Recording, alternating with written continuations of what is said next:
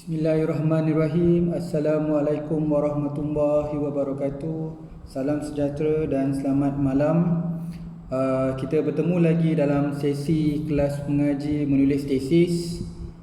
Kita dah sampai ke penghujung dalam bab 1. Berikutnya kita akan cover dalam topik limitasi. Bila cover dalam topik limitasi atau limitation dia, ada beberapa perkara yang kita kena lihat. Saya tahu ini berkaitan dengan format universiti dan juga amalan-amalan di fakulti dan universiti-universiti tertentu. Tapi di malam ni saya nak perjelaskan, Pakcik nak perjelaskan kepada sahabat-sahabat semua tentang apa yang dimaksudkan.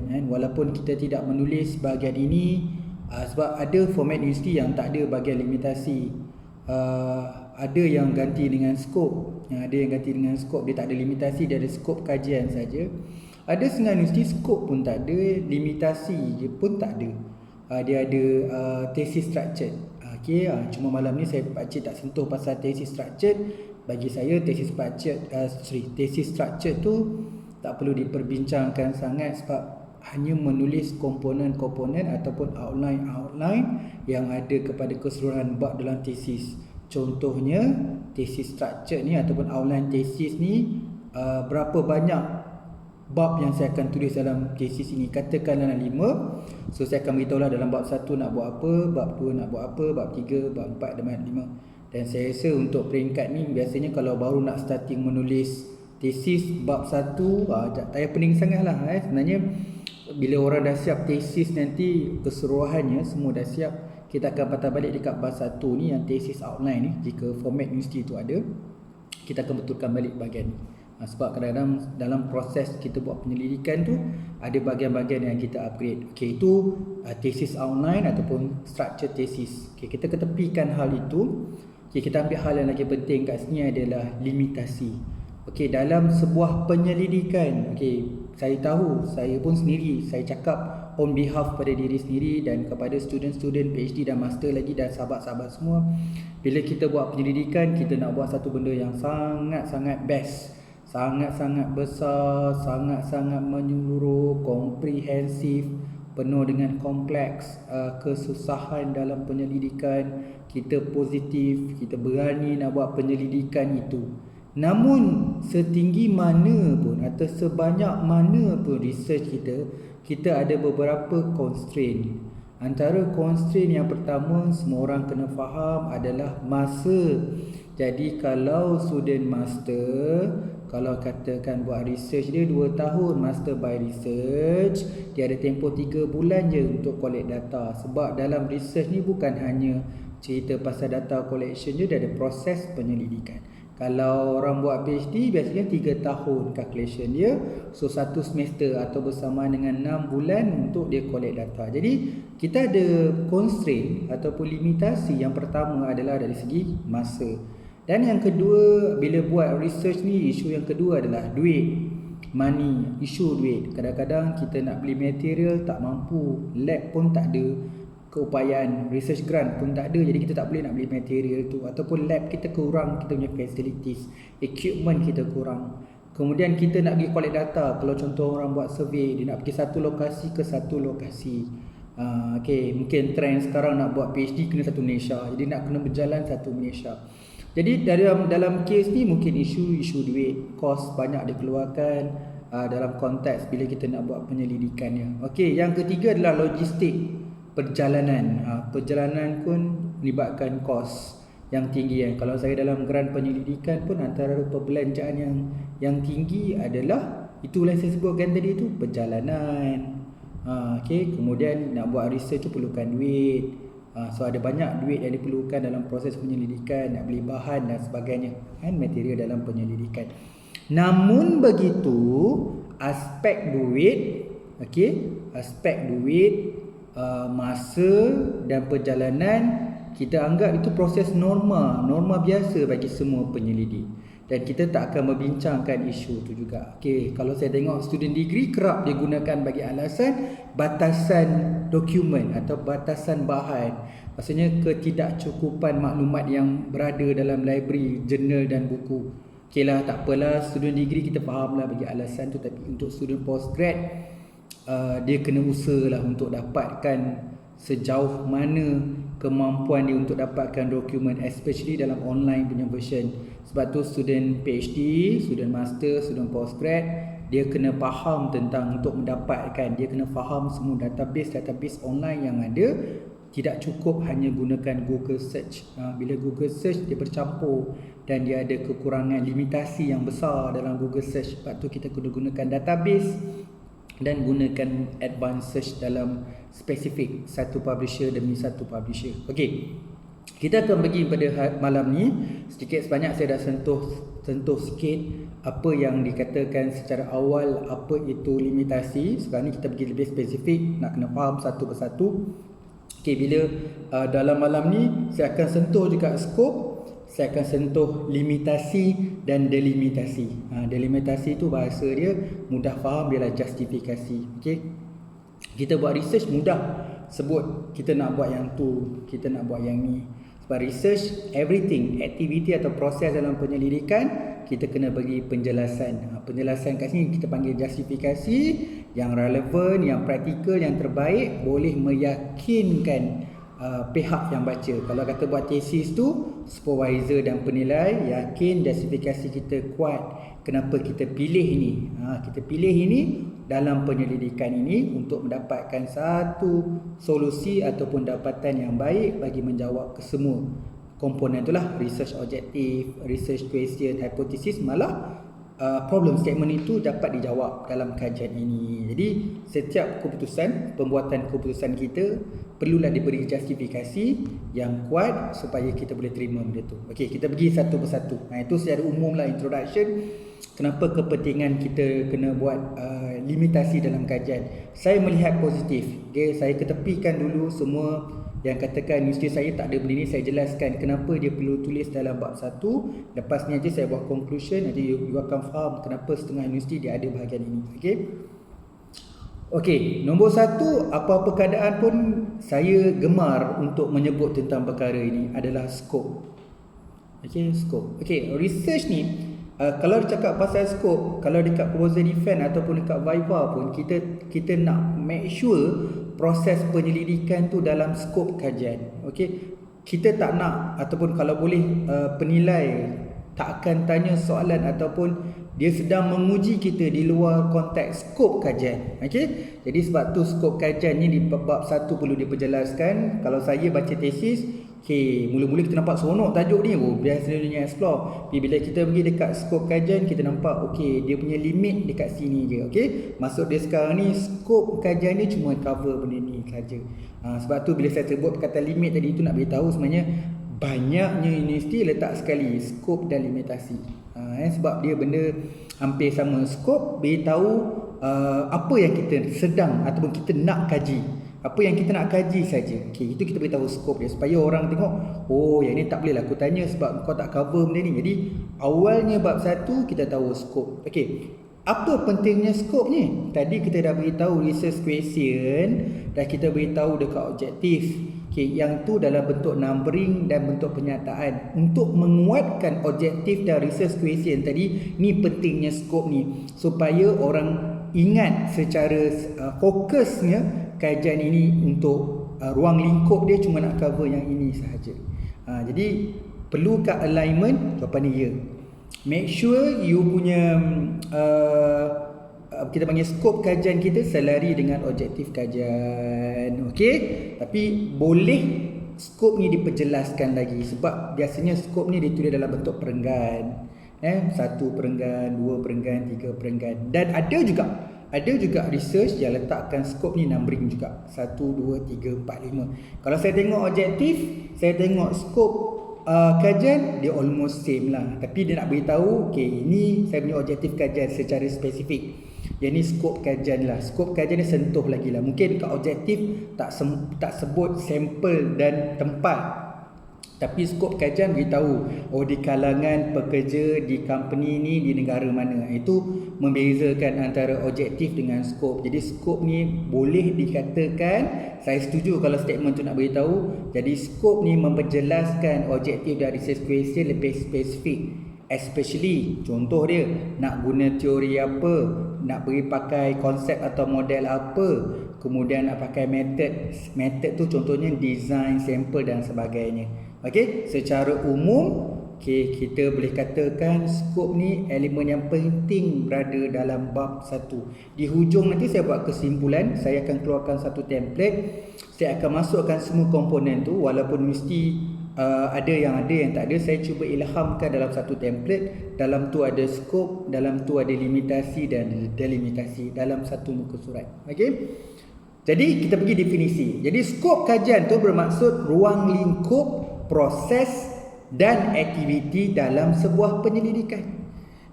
Dia ruang lingkup lah. Ruang lingkup maksud keseluruhan dalam sebuah kajian kita, proses atau aktiviti dalam penyelidikan. Jadi kalau luar tesis atau luar daripada aktiviti, luar daripada proses dalam penyelidikan tu, kita kata itu bukan skop kajian kita.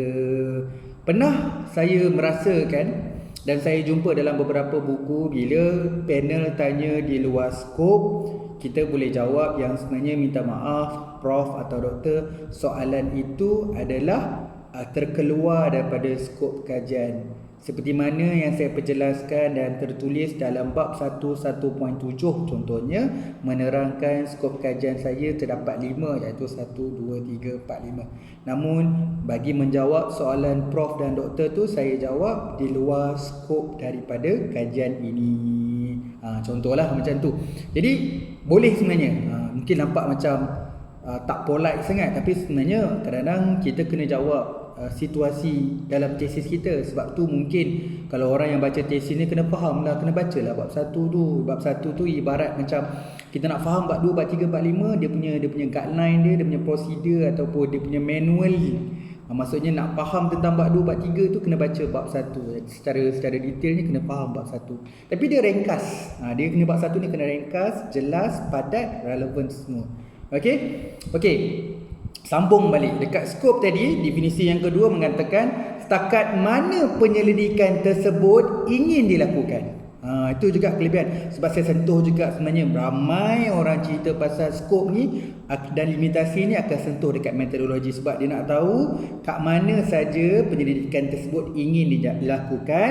Ia menjelaskan berkaitan sejauh mana ruang lingkup sebuah penyelidikan. Jadi kita tahulah kat mana dia mula, apa je yang kita nak kaji, dan dari mula tu sampai mana kita akan, akhirnya kita akan dapat apa output dia dalam ruang lingkup dalam sebuah penyelidikan. Secara kesimpulan kita boleh katakan skop ni memberi maklum ataupun menulis secara perenggan ataupun secara numbering apa yang kita lakukan dalam ruang lingkup penyelidikan ini, sama ada aktiviti dan proses. Kalau dalam penyelidikannya biasanya mula daripada teori ataupun konsep, daripada literature review, metodologi dan analisis. Ni perkara awal. Bila dah dapat dapatan tu cerita lain. Limitasi kita tak akan cerita dapatan di bab 1 So bahagian dapatan nanti ni semua tu kita akan bincang dekat bab 5 nanti. Jadi kalau bab 1 ni kita bincang awal limitasi, sepertinya kita dah tahu kekurangan itu. Jadi saya rasa tak wajar untuk membincangkan dapatan dan sumbangan daripada tesis itu dibincangkan dalam limitasi bab 1. Cukuplah kita bincangkan bab teori, konsep, literature, metodologi dan analisis. Analisis itu lebih kepada apa yang kita nak guna, tool atau perisian nak gunakan analisis, nak gunakan cara sistematik ataupun tak sistematik, secara manual atau teknologi. Setiap penggunaan itu setiap penggunaan tu akan ada limitasi, dan setiap limitasi yang kita decide nak guna yang ni, contohnya guna yang A contohnya, perlu ada satu penerangan. Delimitasi dia adalah justifikasi. Jadi kena faham itu skop. Saya bagi satu contoh. Dalam slide ni saya bagi contoh bagi meneruskan kefahaman kita. Slide sebelum ni, dalam tak silap saya dalam topik quality ke problem statement. Kita kena ingat balik tu. Yang mana saya perjelaskan tesis sahabat saya yang buat tajuk sustainable. Saya baca balik lah. So tesis dia bertajuk Sustainable Manufacturing Performance Evaluation Tool for Automotive Company. Tajuk tesis ni sebab saya nak sebut tajuk tesis dulu baru kita listkan skop dia. Sustainable Manufacturing Performance Evaluation Tool for Automotive Company. Okey, dia ada 5 dia listkan dia punya skop kajian. Maksudnya dalam thesis dia listkan 1 2 3 4 5. Okey, nombor 1 dia listkan, kita boleh ambil point dia. This research focus only the manufacturing process of sustainability. Okey, bila cover dalam topik sustainable ni dekat automotive company ni, dia beritahu dia cuma fokus dekat manufacturing process. Sebabkan luas pula dia sebut sustainable dalam automotive company, nanti macam-macam section atau bahagian-bahagian tertentu kita kena cover. Tapi dalam kajian ini, dia punya skop yang pertama dia beritahu fokus kajian dia dalam sustainable dekat automotive company ni terfokus dekat manufacturing process. Okey, tu nombor 1. Nombor 2 dia kata dia discuss regarding on the population. Dia kata the population and sample of this research is the automotive company. Bawah lagi dah tengok tajuk pun dah tahu dah. For automotive company. So kajian automotive company, dia koma lagi, dia beritahu limited. Memanglah automotive company limited to automotive related manufacturing in Malaysia. Bila sebut automotive company, dia ada banyak. Ada yang tak berlaku manufacture, dia mungkin buat services. Tapi dalam kajian ni memang fokus kat Malaysia automotive company yang relate dengan manufacturing sahaja. Tadi yang fokus pada manufacturing process, ini Malaysia automotive company, tapi yang libat dalam manufacturing sahaja. Okey. Nombor 3. Okey, dia cerita the Sustainable Manufacturing Performance Evaluation measure used in this research were derived and modified from the literature review. Dia nak beritahu elemen Sustainable Manufacturing Performance Evaluation yang diambil itu sebagai pengukuran diambil dan diubah sesuai dalam literature review. Focus on the sustainable. Yang 3 pillar tu dia kata bottom line, iaitu environmental, economy and social performance. So yang dia beritahu dia dalam membangunkan pengukuran prestasi sustainable dalam automotif, dia ambil daripada, dia ubah sesuai daripada kajian literature, kajian-kajian lepas yang consisting daripada 3 elemen saja, iaitu environmental, economy dan social performance. Betul lah tu, bila sustainable 3 tu perkara wajib yang dia kena tengok. Supaya orang tak tanya lagi, selain daripada environmental, economy dan social, orang tak tanya, bukan ada automotive company ada bahagian-bahagian lain ke? So dalam kes ni, sebab dia tengok sustainable, bottom line tu dia cover 3 pillars tu sahaja. Nombor 4, dia beritahu ini base pada objektif dia. Kalau dia tengok memang sequence objektif dia. Okey, cuma nombor 1 dengan nombor 2 tu secara umum. Okey. Nombor 4, the Sustainable Manufacturing Performance Evaluation Tool was developed. So dia develop kan? So developed using Interpretive Structural Modeling (ISM) and Analytic Network Process (ANP) methodology. So dalam kajian ni dia beritahu Sustainable Manufacturing Performance Evaluation Tools tu was developed by Interpretive Structural Modeling (ISM) and Analytic Network Process (ANP) methodology. So dalam metodologi tu dia pakai ISM dengan ANP. Kenapa? Banyak. Mungkin buat kajian boleh bacakan macam-macam, tak pakai 2 ni pun boleh pakai benda lain. Tapi dia beritahu dalam kajian ni dia punya skop dalam metodologi dia cover 2 ni. Okey, tadi sebut boleh ubah variable tadi, fokus pada kajian-kajian literature review sebelumnya. Yang tadi ni pula beritahu dalam dia nak bangunkan Sustainable Performance Evaluation Tool, dia pakai 2 metodologi ni. Okey. A software based, so dia akan buat software. A software based tool was developed using PHP and MySQL programming language. So dia pakai 2 perisian nak bangunkan dia punya Sustainable Performance Evaluation Tools ni. Dia gunakan PHP dan MySQL. Jadi dia gunakan 2 ni. Okey, jadi dia listkan 5 ni. Saya conclude, yang pertama dia beritahu dia cuma fokus kepada manufacturing process. Yang kedua dia cover automotive company, tapi lebih niche dia lebih kepada yang involved dalam manufacturing je. Maksudnya automotive company dalam manufacturing. Yang ketiga dia beritahu dalam menentukan pengukuran dalam sustainable performance measure tu dia ambil daripada kajian lepas dalam literature review. Yang keempat dia beritahu dalam membangunkan tool tadi itu beberapa metodologi telah digunakan, iaitu digunakan ISM dengan NP. Yang kelima sekali dalam membangunkan software, dua perisian digunakan iaitu PHP dan MySQL. Okey, so itu dia beritahu dia punya scope. Jadi jelas. Kalau kita compare dengan objektif dia, kita nampak maksudnya kat sini, ini definisi saya lah, masuk kat sini sebenarnya selari. Itu nombor satu, tepat selari. Nombor dua, baru aku jelas, baru aku nampak objektif nombor satu ni dia nak pakai ambil kat mana pengukuran. Kau nak ambil dekat literature review. Yang kat kedua, kau nak bangunkan evaluation tool, pakai apa? Dalam objektif tak nampak. Dalam scope nampak dia nak pakai dua metodologi iaitu ISM dengan NP. Okey, objektif yang terakhir dia beritahu dia nak akan bangunkan software web based software. Contohnya dia akan bangunkan dengan perisian apa? Kat sini dijelaskan ada dua perisian iaitu PHP dengan SQL. Okey, itu scope. Scope. Jadi nombor satu, dalam apa-apa keadaan pun walaupun kita tak tulis dalam tesis, setiap orang researcher mesti dia tahu skop kajian dia. Walaupun tak ada dalam outline dalam tesis dia, skop, semua orang kena tahu skop dia. Kena tahu dah skop dia. Bila tahu skop, okey, ada yang saya sebutkan tadi research lah. Contoh macam sahabat saya yang kita bentangkan ni, saya tunjukkan topik dia tadi, dia buat skop, dia tak ada buat limitasi. Kan? Janganlah bergaduh pasal benda ni, niat dia sama je. Nanti conclusion nanti saya bagi satu sebab yang lebih baik. Kita sebagai researcher, kita akan cuba buat yang terbaik. Kita mungkin, idea saya adalah combine, jadi menghasilkan sesuatu yang lebih baik daripada yang sebelumnya. Jadi yang ni skop. Okay? Kita cover limitasi. Okay, limitasi. Okay, skop dan limitasi dia bukan berasingan. Okey, maksudnya skop dia cakap secara direct, ni skop dia.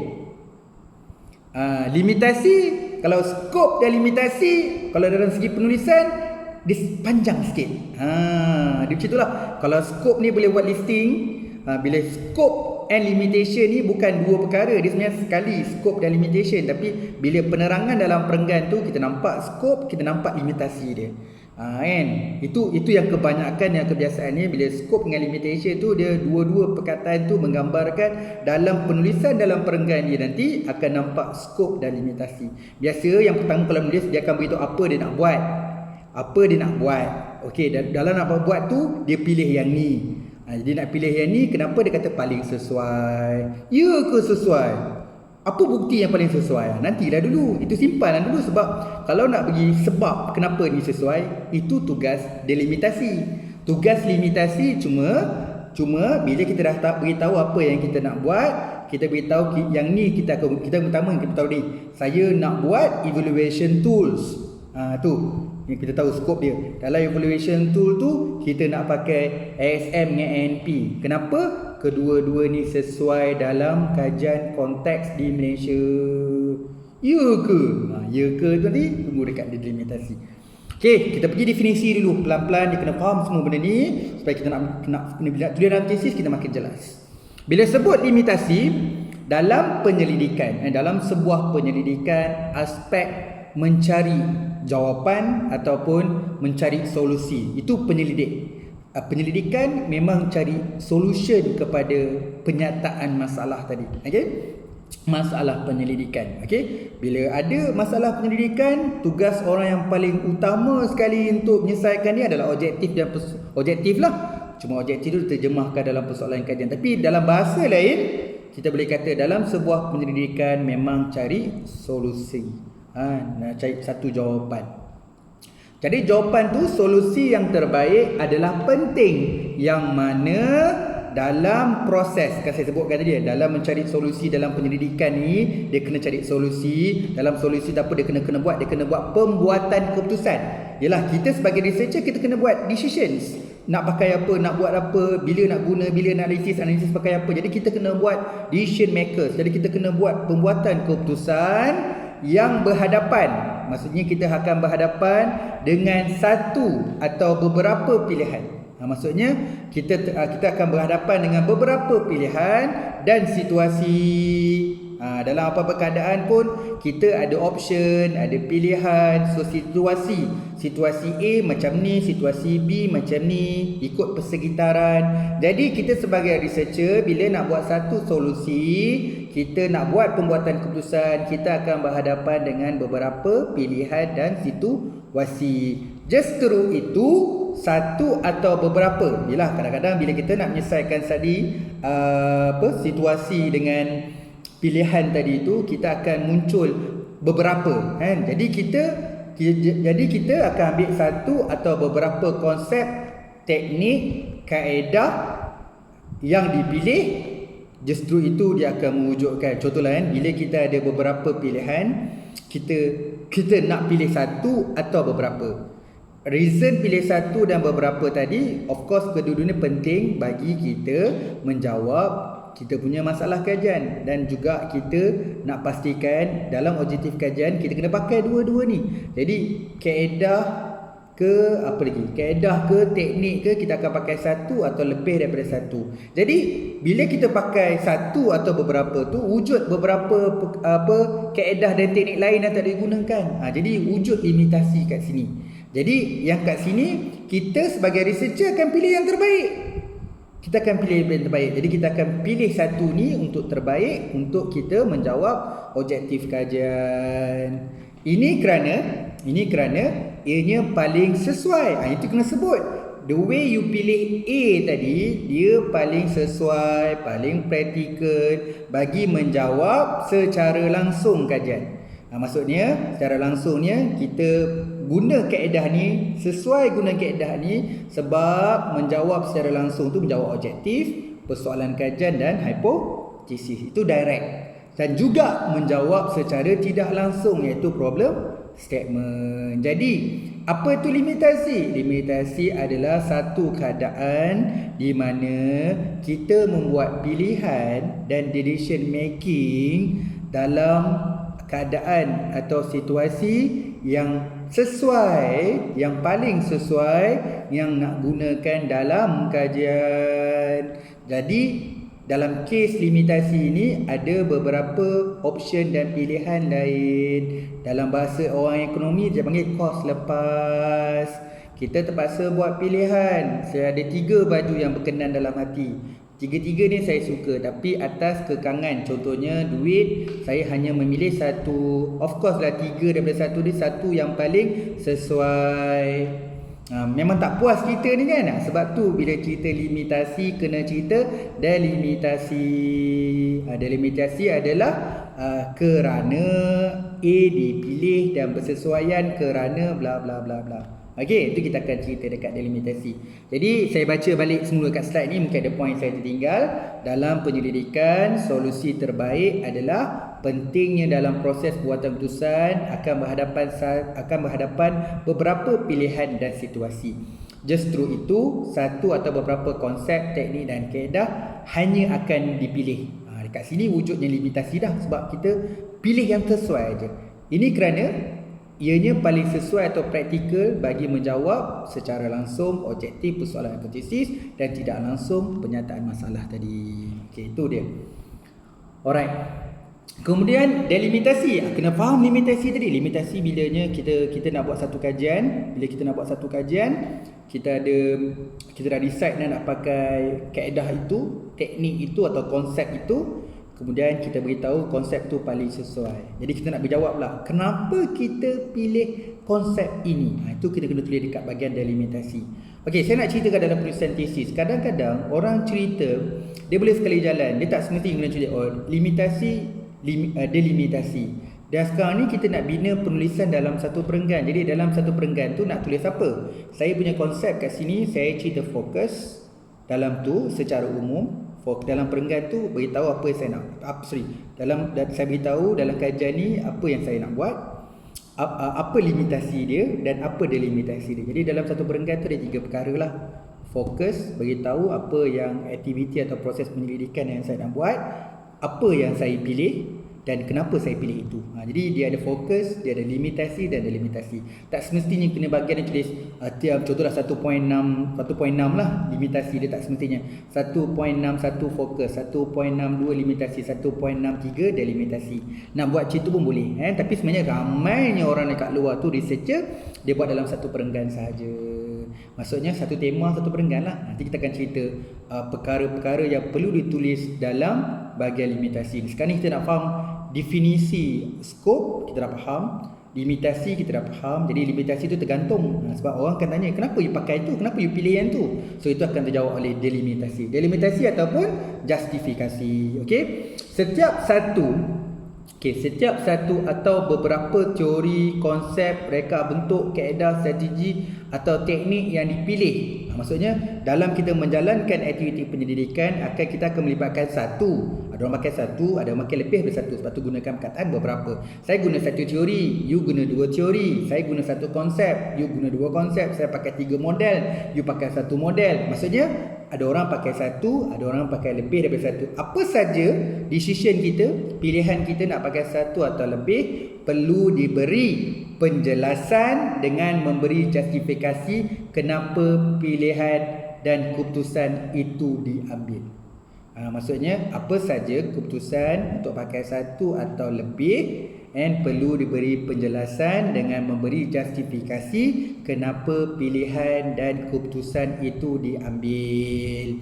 Okey, bagi menulis delimitasi yang baik ataupun justifikasi yang baik, perlulah delimitasi itu, hujah dan penjelasan itu perlulah relevan, praktikal dan meyakinkan. Saya suka perkataan meyakinkan. Maksudnya the way you nak bagi justifikasi, orang yang pertama yang akan baca tesis tu, supervisor dan penilai akan rasa yakin dengan justifikasi itu. Jadi apa teknik untuk yakinkan benda tu? Saya advise, jika dia berbentuk fakta, lebih baik kita menyokong dia dengan sumber, iaitu dengan citasi. Jadi nak buat justification atau delimitasi ni boleh ditulis dengan beri sebab kenapa pilihan ini diambil dengan menyokong sesuatu segmen ataupun citation ataupun sumber itu. Jadi delimitasi perlulah relevan, praktikal dan meyakinkan dengan adanya sokongan sumber ataupun citation. Okey faham kenapa kita kena? Sebab tu dalam bahagian ni, kalau you tak tulis delimitasi dekat Viva atau defense proposal, orang akan tanya, jap, kenapa you pakai method ni? Adakah method ni satu-satu je yang ada? Dalam literature review banyak method yang ada. Banyak method ni, jadi kenapa you pakai benda ni? Sebab method ni popular. Itu jawapan yang tak boleh diterima popular. Kenapa dekat Malaysia sekarang semua orang pakai method ni? Tak boleh lah, you kena bagi satu justifikasi dan delimitasi. Justifikasi dengan delimitasi itu kena beri penjelasan yang tadi saya sebut, yang praktikal, yang relevan, yang meyakinkan panel dan audien yang akan baca tesis ni. Itu sebab kita dah beritahu tadi, dalam limitasi, dalam satu keadaan dan situasi saya dah pilih yang ni. Kenapa? You kena bagi justifikasi dan delimitasi. Jadi bila bagi justifikasi dengan delimitasi, perlulah satu benda yang meyakinkan untuk menyokong setiap keputusan yang kita ambil. Okey, untuk 3 ni nak kena faham. Dalam skop kita beritahu apa ruang lingkup aktiviti atau proses yang kita nak jalankan dalam kajian ini. Dalam skop, maksudnya takkan cover di luar skop. Dalam memenuhi kajian kita, skop kita tu, kita kena buat pilihan sebab ada pelbagai kaedah, pelbagai teknik. Jadi kita buat keputusan untuk memilih teknik ini. Itu limitasi. Dah tentukan limitasi kajian kita nak pakai teknik itu, perlu bagi satu sebab penjelasan yang baik dalam kes ni yang boleh meyakinkan audien. Justru itu kita kena buat delimitasi. Okay, nampak tak? Sebenarnya fokus, limitasi dan delimitasi itu saling complement each other. Okey, dalam nak menulis, kita dah faham dah fokus, limitasi dengan delimitasi. Sekarang ni the way you nak menulis, kita nak beritahu apa limitasi. Dalam proses penyelidikan, kita boleh katakan kita cover bab 1, 2, 3. Bab 1, 2 dan 3. Tapi kat sini saya masuk dekat analisis. Tapi analisis kat sini lebih kepada apa teknik ataupun perisian yang kita guna The way kita buat pilihan, kita nak pakai teknik ataupun kita nak pakai perisian ini. So kita kena bagi justifikasi kenapa kita gunakan perisian ini juga. Okey, tapi kalau orang tanya saya pakai SPSS version 26. Yang sekarang latest version 26, saya pakai version 14, ada masalah ke? Itu tidak termasuk dalam konteks yang perlu diberikan justifikasi. Sebenarnya software tak ada beza banyak je. Biasanya kalau 26 tu benda-benda yang kita tak explore pun, dia tukar sikit-sikit je dari segi presentation, jadual, gambar rancang dan sebagainya. Okey, nombor 1 adalah topik atau perkara yang dalam nak membincangkan limitasi dengan delimitasi ni ada 2 perkara besar. Kalau dari segi bahasa research kita panggil theoretically dengan methodologically. Jadi ada theoretical dengan method. So ada 2 ni. Tapi kita bila tulis tesis kita kena faham, saya pecahkanlah theoretical dengan method ni. Apa dia? Okey, ada 2 ni, theoretical dengan methodological ni. Okey. Untuk bahagian teori dan ataupun konsep ni, saya kena sebut dah, kadang-kadang ada research tak pakai teori, dia pakai konsep. Contohnya model tu konsep. Okey. Teori atau konsep ni dia kita boleh bagi justifikasi. Contoh saya sebutkan tadi, dalam kajian ni menggabungkan beberapa teori. Contoh menggabungkan 2 teori. Okey, panel akan mesti tanya, kenapa you pakai kedua-dua teori ni? Jadi limitasi tadi kita beritahu kita pakai 2 teori, dan delimitasi ataupun justifikasi kena beritahu kenapa dalam kajian ini kita perlukan pakai 2 teori. Apa lagi? Model. Ataupun saya pakai 1 teori, 1 pakai model, saya pakai 2 model. Everything decision, pilihan yang kita ambil yang dinyatakan dalam limitasi perlu ada penjelasan di ruang delimitasi. Jadi delimitasi. Jadi teori, model, apa lagi, kerangka, prinsip, asas, falsafah, itu semua kita kena beritahu. Setiap research kita ambil satu kaedah ataupun satu prinsip ni. Jadi kenapa guna prinsip industri ni? Kenapa tak nak guna pada literature review? Kena bagi justifikasi. Saya pakai asas ni, dia ada core dia. Kenapa pakai core daripada, contohlah construction, dia pakai core dekat SIDB, so dia kena bagi justifikasi. Dia pakai satu konsep ni, kenapa dia pakai konsep ni? Dia kena beri justifikasi. Okey, itu nombor 1, teori ataupun model. Yang kita katakan punca pada ilmu ni lah. Punca ilmu ni datang dari teori, boleh daripada model ataupun konsep itu, datang daripada prinsip, dari apa lagi, asas, falsafah, fundamental. So itu kita asas kepada ilmu lah. Jadi setiap perkara yang disebutkan dalam theoretically ni perlu diberi sebab kenapa kita pakai teori A. Berikan sebab dalam limitasi. Okay, yang kedua, now dalam researcher dah semakin berkembang. Okey, ni tak wajib tapi saya nak beritahu supaya kita nak laporkan dalam bahagian limitasi ni. Okey, dalam kajian ni kita buat kajian literatur. Okey, bila sekarang ni bila buat LR, saya yakin dekat Malaysia pun dah sampai trend ni. Supervisor minta buat SLR. Buat systematic literature review. Ada yang advance sikit, saya nak buat meta analysis. Jadi dekat literature review ni dia ada buat sesuatu teknik yang mungkin sebelum orang lain tak buat. Okey, itu lebih kepada kepentingan kajian. Memang kita beritahu dalam kepentingan kajian kita gunakan SLR dalam literature review. Tapi dalam kes ni kita nak beritahu limitasi. Saya cuma guna satu kaedah dia, iaitu SLR. Maksudnya kita ada beberapa teknik lain yang kita tak guna. Kita gunakan SLR saja. Kenapa you pakai SLR? SLR dalam tu pun ada lagi dia punya elemen-elemen. So dalam step-step SLR tu mungkin you tak ambil ke semua, you ambil separuh, mungkin ambil 80%. Yang tu pun kena beri justifikasi. Bila buat SLR pun ada macam-macam teknik dalam SLR, you gunakan teknik mana? Yang tu pun kena bagi justifikasi. Jadi saya ambil umum sebab kita buat tesis, saya nak bagi semua orang faham. Bukan hanya bincang pasal teori dan konsep, juga dalam bab 2 itu kita ada literature review. So bila nak buat literature review tu ada teknik. So beritahulah, contoh kat sini saya tulis SLR ke, meta analisis ke, ataupun tanpa teknik gunakan. Okay, dalam kajian ni kita gunakan kajian yang dalam bentuk konsep, gunakan by kronologi ataupun buat ulasan umum dan sebagainya. Jadi nak beritahu bila dalam literature review ada pelbagai teknik cara nak menulis dalam literature review, nak dapatkan input. Contoh kajian literatur you nak fokus kat Malaysia, katalah kajian you hanya dapatkan citation daripada Malaysia saja. Jadi dekat sini kena perjelaskan supaya bila orang baca tesis, oh dah jelas kajian ni memang mengambil kajian literatur di Malaysia sahaja. Jadi kita faham dia punya limitasi yang ada dalam kajian ini. Kemudian kita dah tahu nombor satu berkaitan dengan theoretically itu yang melibatkan teori, konsep dan literature review. Yang kedua, bahagian yang kena tulis. Bahagian ni paling banyak lah, mostly saya jumpa dalam tesis. Sama je, kepentingan kajian pun banyak orang fokus pada metodologi, dan bila sampai limitasi pun dekat metodologi. Saya ulang balik dalam research dia melibatkan aktiviti dan proses. Kalau kepentingan kajian lagi luas, dia melibatkan dapatan dengan sumbangan. Tapi untuk limitasi ni kita fokus kepada bab 1, bab 2 dan bab 3 ataupun lebih tepat dia theoretically, yang cover dari segi teori, model, konsep dan literature review. Yang kedua metodologi dan analisis. So metodologi dia banyak lah. Kalau sebut research design, start to end. Jadi saya pakai research design ni, saya pakai research design tu, saya combine, saya adapt research design ni, research design ni.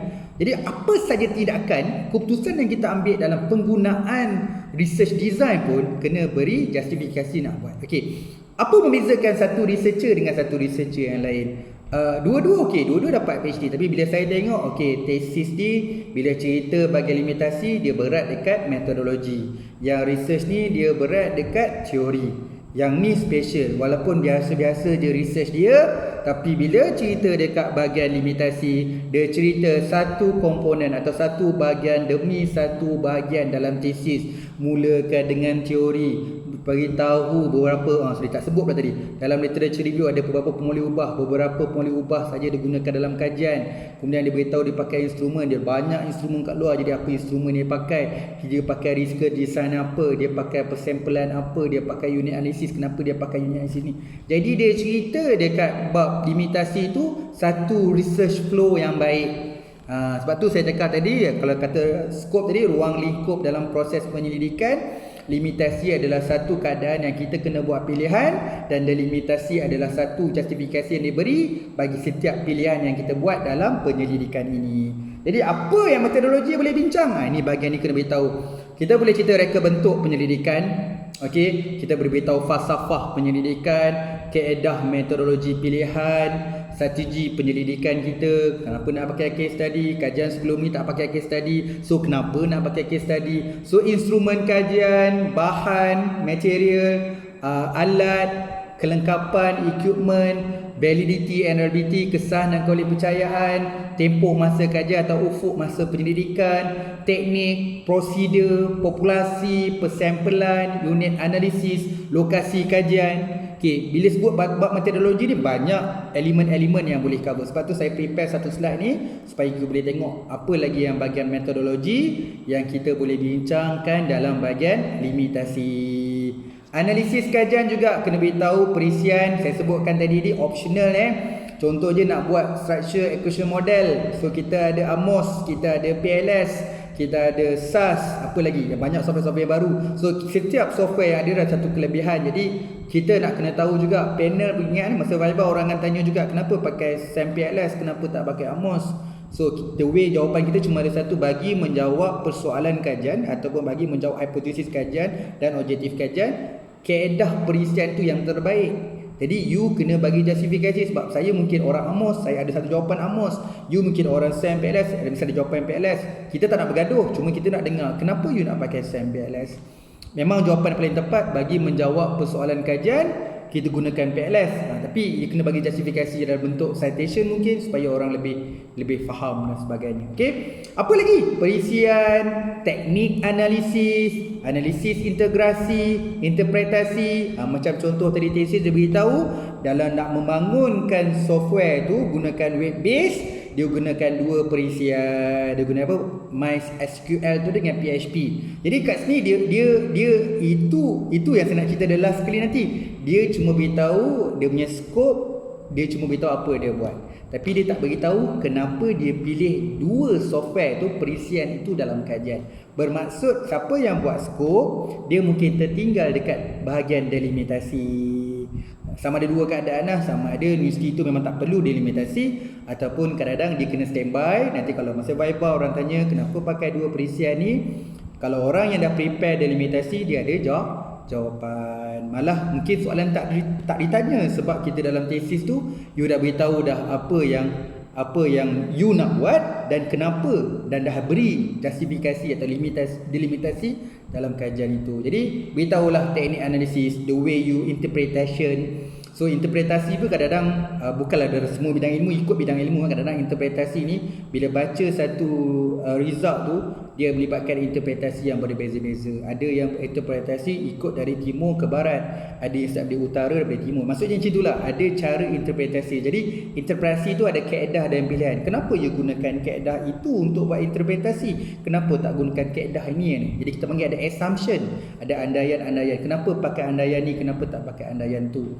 Jadi dalam metodologi, bila sampai daripada sebelum collect data, semasa collect data dan kemudian dapat data, nak bilik analisis, kita ada pilihan nak guna dalam situasi pilihan dan situasi tadi. Kita kena buat keputusan yang mana yang paling terbaik dan yang paling sesuai.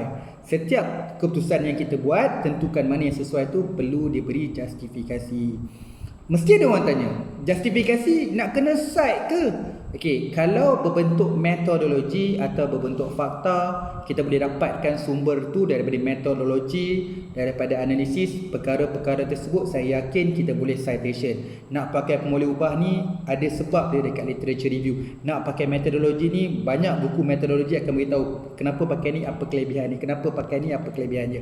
Dan kita buat literature review, jadi kita tahu kajian lepas ramai yang pakai ni. Jadi setiapnya kadang-kadang kita tahu orang lain banyak gunakan ni, menunjukkan dia dapat menjawab research question. Jadi kita menggunakan teknik yang sama sebab kajian lepas menunjukkan dengan menggunakan teknik ini, dia pun cite, menunjukkan bahawa dia dapat mengkaji ataupun dapat menjalankan pendidikan yang baik dengan bla bla bla bla. Okey, itu sebab kalau kata ada citation, tak kisahlah citation daripada akademik ataupun industrial, bagi saya itu penting untuk menyokong. Dengan adanya sumber citation dia akan menyokong. Okey, tapi dalam keadaan-keadaan yang tertentu, mungkin dalam keadaan yang kritikal atau sukarnya memang benda tu tak ada, benda tu boleh gunakan ayat sendiri. Tapi make sure walaupun guna ayat sendiri, biar ayat sendiri dia meyakinkan. Dan ayat sendiri masuk kat sini jangan melibatkan emosional, dia lebih kepada satu yang bersifat profesional. Memang walaupun dia tidak ada citation, tapi kita nampak atas tiket keperluan dia, kita nampak kajian adalah satu kajian kritikal baru dia, keperluan baru dia, ataupun kadang-kadang shifted, maksudnya dah perubahan maksudnya daripada manual pergi pada teknologi. Dan kajian tu mungkin kajian awal, jadi kita kesukaran untuk dapatkan citation. Okey, itu saya kata profesional, bukan based pada emotional. Okey, kemudian last sekali sebelum kita tutup sesi video ni, saya akan ada sediakan satu template dalam Microsoft Word dalam one page, sama macam kepentingan kajian. Saya ada listkan, cuma beza kepentingan kajian saya buat asingkan replicate dengan extension. Yang ni saya asingkan jadi dua kolom penting, iaitu limitasi dan delimitasi. Belah kiri sekali saya tulis topik dan perkara yang kita bincangkan tadi. Saya kata dalam nak buat limitasi dan delimitasi tadi, dua komponen penting, dua bahagian yang penting, iaitu theoretical dengan metodologi. So kat sini saya pecahkan topik dan perkara. Cuma saya tambah sikit, ini beza sikit penerangan nak gunakan template ni. Saya tulis kat situ STM. So nak gunakan template dan tiga perkara STM, iaitu scope, theoretically dengan methodologically. So namanya STM, scope. Okey, dekat tesis ni supaya kita, the way kita buat limitasi dengan delimitasi tu, kadang-kadang kita tersasar. The way kita buat limitasi dengan delimitasi tu, saya letak kat sini scope. Kita tulis scope, tapi saya tak nak scope yang detail, tak nak scope yang khusus. Sebab tu saya tulis ni scope kajian umum. Dia mungkin ada satu atau dua je. Jadi berpandukan skop kajian yang umum tadi memudahkan kita untuk kita bina limitasi dengan delimitasi. Okay, saya pergi layer by layer, saya pecahkan skop, selesai, tulis. Nombor 2 tadi, macam tadi kajian tadi kan, bila sebut skop tadi, dia lebih spesifik, beritahu dia nak bangunkan tadilah sustainable performance measurement tools.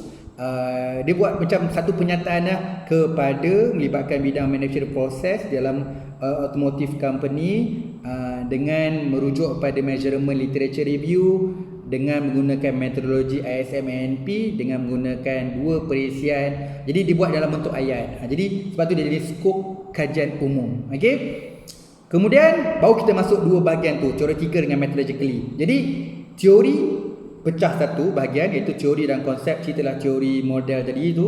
Kemudian nombor 2 cerita yang bahagian kajian literatur. Okey. Saya dekat atas saya akan tulis tau.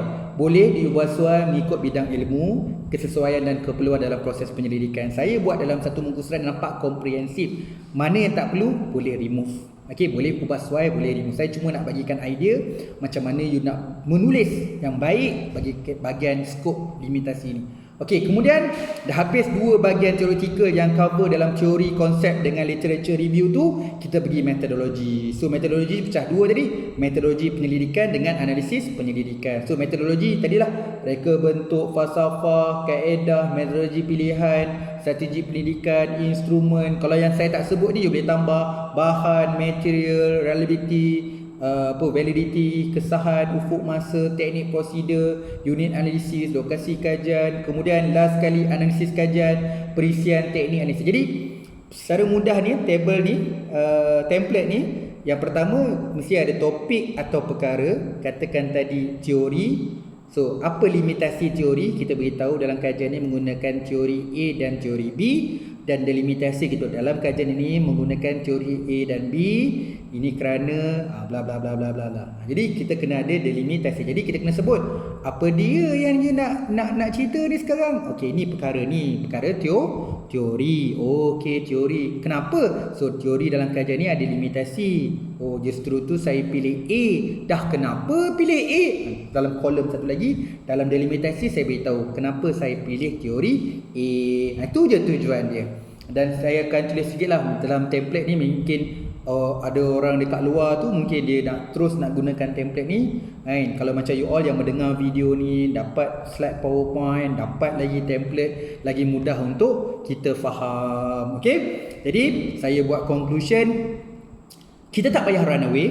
Kita kena faham dalam penyelidikan ni. Jadi bila orang tanya skop, kita faham. Bila orang tanya apa tu limitasi, kita faham. Kalau kita nak guna delimitasi, kita kena faham. Jadi bila kalau tanya saya, dia saling berkaitan antara satu sama lain. Jadi wajar kita sebenarnya, macam saya syorkan dan saya pun recommend template ini untuk kita nampak ada perkataan skop. Cuma ada skop ni cuma kita buat skop yang umum dalam bentuk pernyataan. Tapi macam saya sebutkan tadi, kalau yang tesis sustainable tadi tu dia sebut 5 perkara, tapi 5 perkara tu saya bentukkan jadi satu pernyataan, jadikan satu skop umum. Kemudian saya pecahkan kategori. Okey, kat sini saya listkan semua tu nak tunjukkan supaya yang ni pun boleh yang ni pun boleh. Okey, tapi untuk kajian masing-masing, mana part yang tak perlu tak payah tulislah. Jadi delete. Jadi ada yang delete, ada yang ubah suai. Jadi siaplah satu template, satu muka surat. Jadi orang nampak dalam tesis, senang je tengok dalam tesis. Ni kau punya limitasi dengan delimitasi, clear cut lah, jelas, nampak semua. Jadi kita boleh buat alignment. Kita tak terlebih-lebih, kita tak menambah-nambah, kita tak kurang, jadi kita ngam-ngam. Okey, itu saja untuk perkongsian malam ni. Saya ingin harapkan dan saya berdoa semuanya makin jelas apa yang dikatakan sebagai limitasi kajian. Tapi dalam kes ni saya gabungkan jadi skop, limitasi dan delimitasi kajian, yang supaya bila pembaca baca dia jelas dan dia tahu apa yang you nak cover, ruang lingkup dalam penyelidikan ini, supaya dia takkan tanya benda yang di luar pada skop. Dan you beritahu apa you punya keputusan dalam research iaitu limitasi, dan you beritahu sebab setiap aktiviti dan proses yang you decide, dan dia memberikan satu makna ataupun penjelasan yang relevan, yang praktikal dan boleh meyakinkan kepada siapa-siapa yang baca kenapa keputusan itu diambil. Okey, terima kasih banyak-banyak. Sebarang kesilapan saya mohon maaf, kekurangan yang saya lakukan pada malam ni saya mohon maaf, supaya kita terus dapat faham apa itu bab 1. So kita dah habis dalam bab 1, nanti kita akan sambung untuk sesi-sesi yang akan datang, especially untuk bab 2. Saya doakan supaya semua sihat, bertambah jelas dan faham apa itu bab 1, dan secara spesifik apa topik hari ini adalah skop, limitasi dan delimitasi. Semoga semua terus positif. Boleh siapkan bab 1 untuk kita sambung pula untuk sesi yang akan datang dalam bab Literature Review. Assalamualaikum dan selamat malam.